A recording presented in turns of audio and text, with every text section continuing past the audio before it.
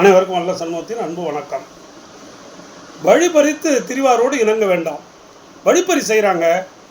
பாவம், ஒரு ஊர்லேருந்து இன்னொரு ஊருக்கு எவ்வளவோ ஒரு விசேஷத்துக்காக, நல்ல விசேஷத்துக்காக, கெட்ட விசேஷத்துக்காக குடும்பத்தோடையோ தனியாகவோ ஒரு சிலரோ பயணம் செய்கிறாங்க.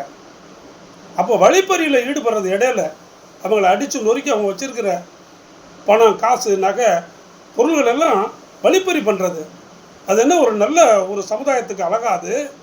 நல்ல ஒரு மனிதனுக்கு அழகா? வழிப்பறி செய்து வாழ்கிறானே, அது உன்னதமான ஒரு வாழ்க்கையா? இது இந்த தமிழ் சமுதாயத்தில் இருக்கலாமா? இந்த இந்திய திருநாட்டில் இருக்கலாமா? தமிழ்நாட்டில் இருக்கலாமா? ஔவையார் கண்டிக்கிறார். வழிப்பறித்து திருவாரோடு இணங்காதே.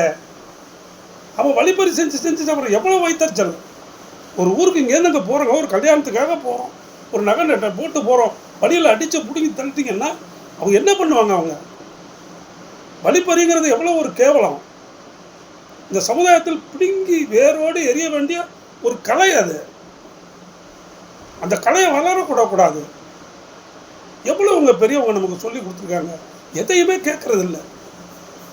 அதான் மூத்தவரை மதிக்கிறது இல்லை. எதையுமே கேட்கறது. என்ன சொல்கிறது நமக்கு தெரியாதா? யாரு பார்க்க போகிறா? தப்பை செய்யாதீங்க. அந்த கர்ம பலனை அனுபவிக்க வேண்டி வரும். ஆன்மீகத்தினுடைய நுணுக்கமே அதுதான். நீ இன்று என்ன செய்கிறாயோ அது உனக்கு திரும்பி வரும் பல மடங்கா. ஆகையினால் வழிப்பறியும் செய்யக்கூடாது, வழிப்பறி செய்வாரோடும் இணங்கக்கூடாது. இது என்னுடைய கருத்தல்ல. ஔவையார் சொல்லி கொடுத்துருக்கிறார், தமிழ் சமுதாயத்திற்கு சொல்லி கொடுத்துருக்கிறார். நம்முடைய முப்பாட்டிய ஔவையார். அதை நாம் கேட்டு உள்வாங்கி மிகச் சிறப்பாக வாழ வேண்டும் என்று கூறி விடைபெறுகிறேன். வணக்கம்.